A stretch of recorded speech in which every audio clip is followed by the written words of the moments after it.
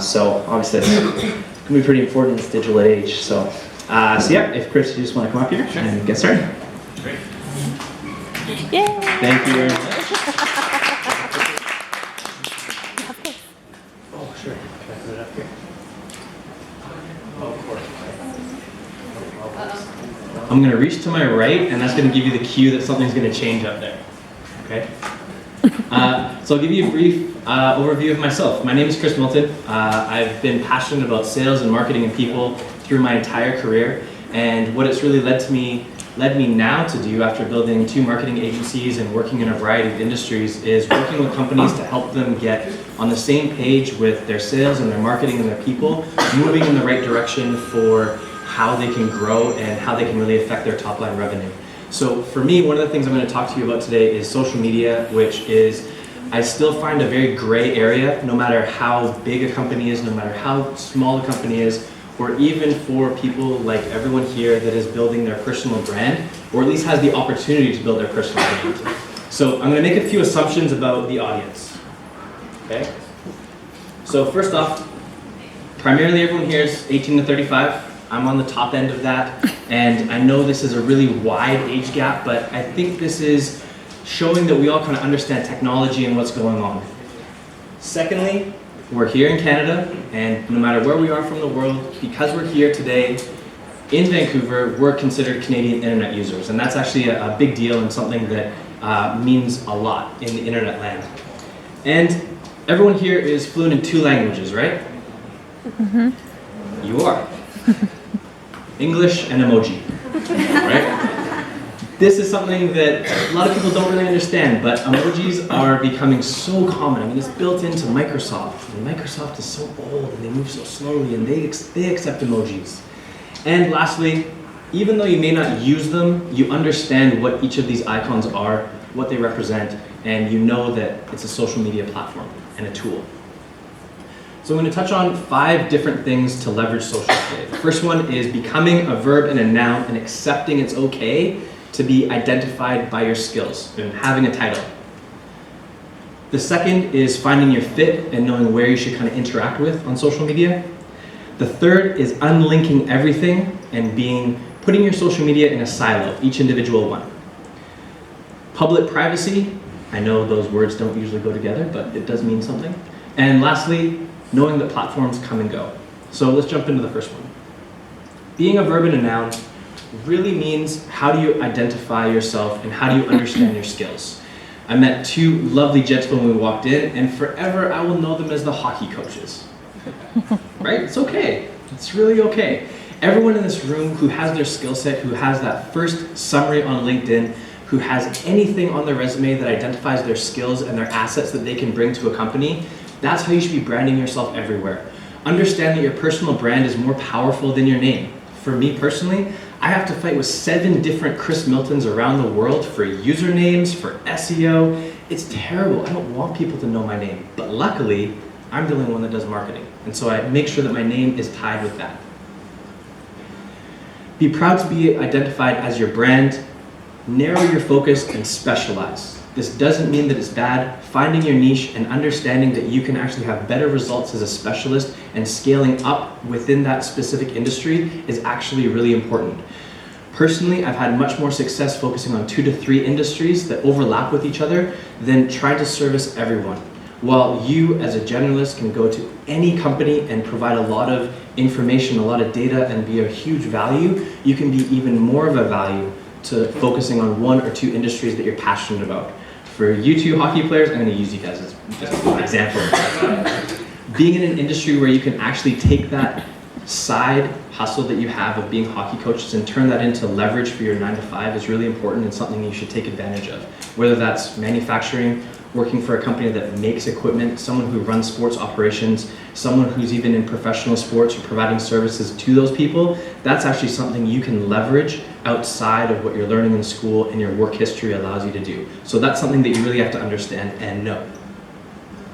Next, find your fit. You want to make an impact on social, and every social media platform has a very different mix of users.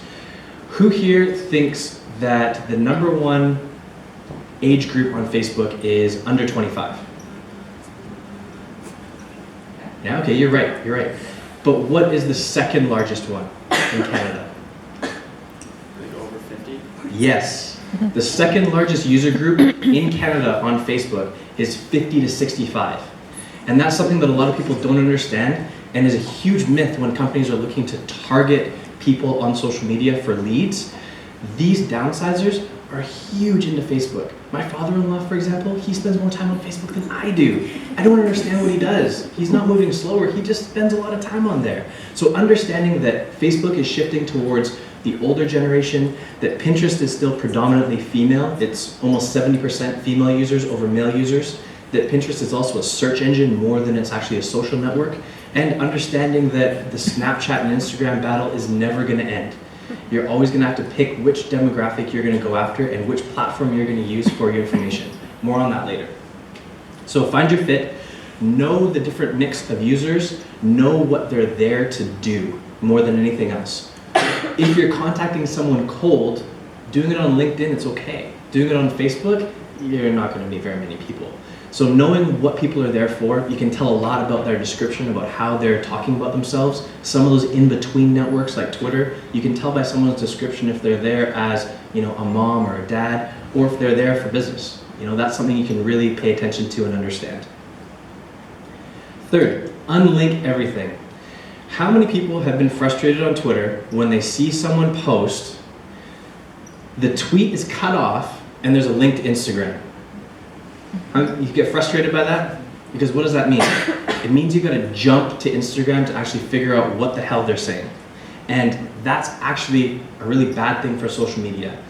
On every single social media platform, whether you use Facebook or Twitter or Instagram or LinkedIn, anything that is posted natively without using any other outside software, this is including Hootsuite and Buffer and everything else, actually ranks better.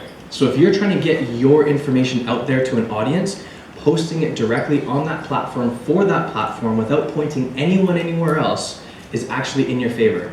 If you're posting an article on LinkedIn, don't link anywhere else, and you'll actually rank higher and you've got a better likelihood of trending. So these are all little tips that you need to understand. Don't jump.